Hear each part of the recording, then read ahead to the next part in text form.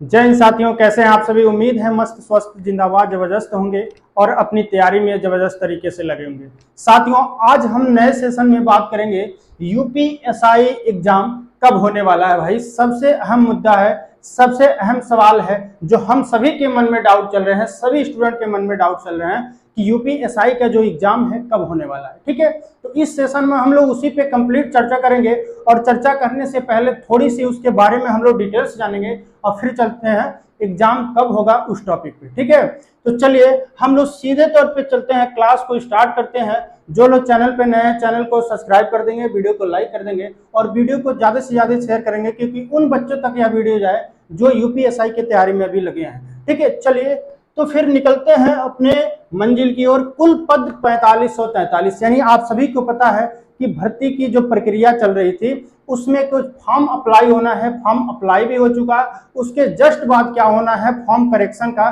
तो वो भी हो चुका। ठीक है, हम लोग की तैयारी जोर शोर पे चल रही है और आयोग की भी तैयारी जोर शोर पे चल रही है कि मतलब सेंटर का चुनाव होना है, जो भी है कंपनी का चुनाव होना है, सारी प्रक्रियाएं चल रही हैं। बहुत ही जल्द आपका डेट भी अनाउंस हो जाएगा कि कब एग्जाम होने वाला है यूपीएसआई वाला। ठीक है, चलिए तो पद है 4543, इन्हीं पदों पे भर्ती होनी है भाई, इन्हीं पदों पे भर्ती होनी है। लेकिन इनमें अलग अलग पद हैं और किन पदों पे कितनी भर्ती है समझिएगा। उप निरीक्षक नागरिक पुलिस जो थाने में ड्यूटी लगती है उनके पद, यानी कुल पद की बात करें भाई तो है 4242। ठीक है, 4242 पद, यानी सिविल जो दरोगा होंगे उप निरीक्षक उनके 4242। पीएससी प्लाटून कमांडर की बात करें तो 135 है। ठीक है, आप सभी का जो देख रहे हैं उसी में से क्या है डिवाइड करके एक पद निकाला गया है। 135 पीएससी हो गया आपका। विशेष सुरक्षा बल प्लाटून कमांडर का है भाई 60।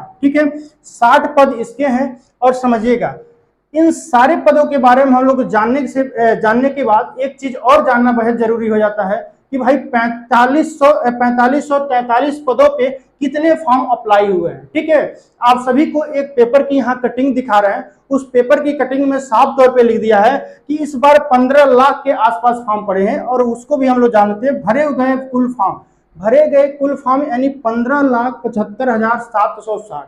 ठीक है, 15,75,760 जो पिछले एग्जाम हुए थे यानी 2021 वाले, उसकी अपेक्षा ज्यादा ही फॉर्म पड़े हैं, 3-4 लाख ज्यादा, लगभग 11 लाख के आसपास, कहीं 9,500 कुछ वाली भर्ती जो थी उसमें 11 लाख के आसपास फॉर्म पड़े थे। लेकिन इस बार क्या है 4543 पोस्ट पे ही कितना 15,75,500 फॉर्म पड़े हैं। ठीक है, जिसमें पुरुष के हैं 11,66,386 और महिला के कितने हैं, कितना 4,93,074। ठीक, यह चीज तो क्लियर हो गया कि पुरुष और महिला कितने कितने फॉर्म अप्लाई हुए हैं। ठीक है, ये फॉर्म अप्लाई हो चुके हैं। ठीक है, उसके बाद समझिएगा एक सीट के लिए कुल 346 फॉर्म डाले गए हैं, यानी एक सीट पे 346 लोग अप्लाई किए हैं और समझ लीजिए कि कंपटीशन कितना लेवल का रहने वाला है। ठीक है, अब सीधे हम लोग बात करते हैं आयु सीमा कितनी होती है। ठीक है, कितनी है आयु सीमा। जो जनरल की बात करें 21 से लेके 31, जो कोरोना की वजह से 3 साल की छूट मिली है, 3 साल की छूट सहित क्या है 31 है। और वहीं ओबीसी की बात करने भाई तो 21 से 36 वर्ष, 8 साल का छूट, 3 साल कोरोना की वजह से जो छूट मिला प्लस 5 साल जो क्या है आरक्षण के हिसाब से, तो 21 से 36 वर्ष के लोग इसमें फॉर्म डाल दिए हैं ओबीसी के। एससी और एसटी के लिए 21 से 36 ही सेम है जो ओबीसी का है। ठीक है, उसके बाद हम लोग सीधे तौर पे बात करेंगे कि शैक्षणिक योग्यता इसमें क्या रहता है भाई, ग्रेजुएशन है शैक्षणिक योग्यता यानी स्नातक है।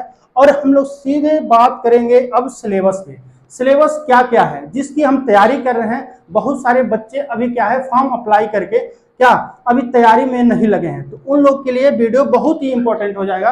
सिलेबस कौन कौन सा रहता है भाई, सबसे पहले तो हम लोग बात कर लें हिंदी की।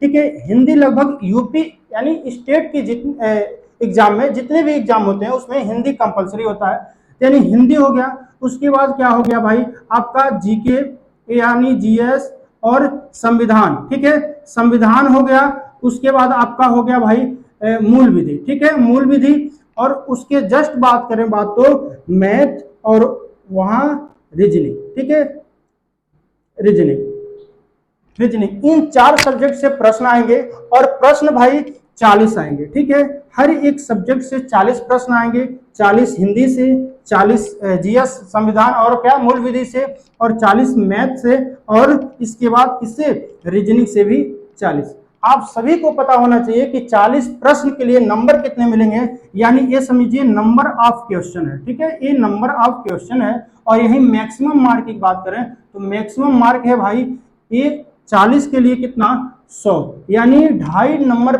एक प्रश्न के लिए आपको मिलेंगे। ठीक, अब समझिएगा 100 100 100 यानी कुल नंबर ऑफ क्वेश्चन की बात करें तो 160 हो जाता है। ठीक है, और मैक्सिमम मार्क की करें बात भाई तो 400 हो जाता है।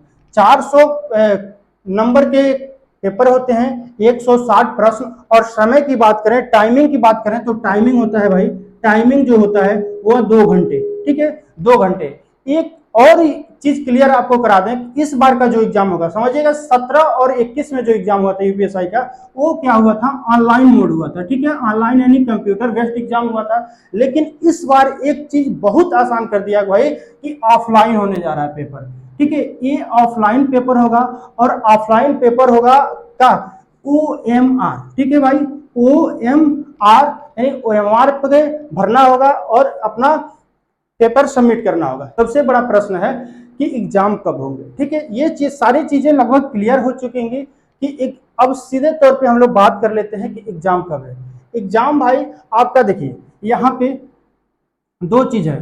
ठीक, एक यहाँ एक यहाँ, समझिए।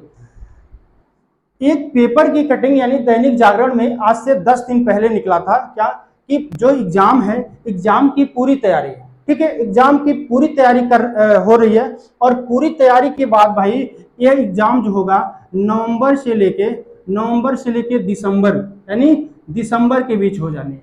ठीक है, लेकिन ऐसा लगता है कि 2-3 महीने के अंदर तो होना मुश्किल है भाई। तो यह एग्जाम दिसंबर के बाद ही कहीं, यानी समझ लीजिए कि 15 दिसंबर से क्या 15 जनवरी के बीच यह एग्जाम हो सकता है। ठीक है, तो चलिए आप अपने तैयारी को, अपने प्रिपरेशन को बहुत बेहतर ढंग से करते रहिए।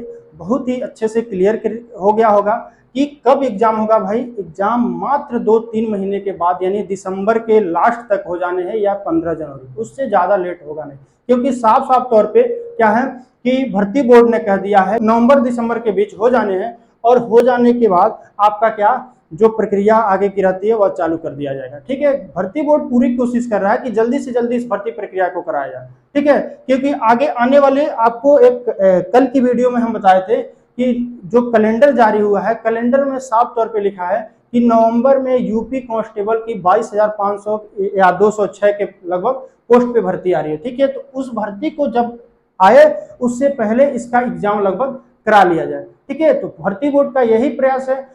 बाकी कोई भी अपडेट आता है यूपीएसआई परीक्षा से लेकर तो हम आपके सामने आएंगे। तब तक के लिए धन्यवाद।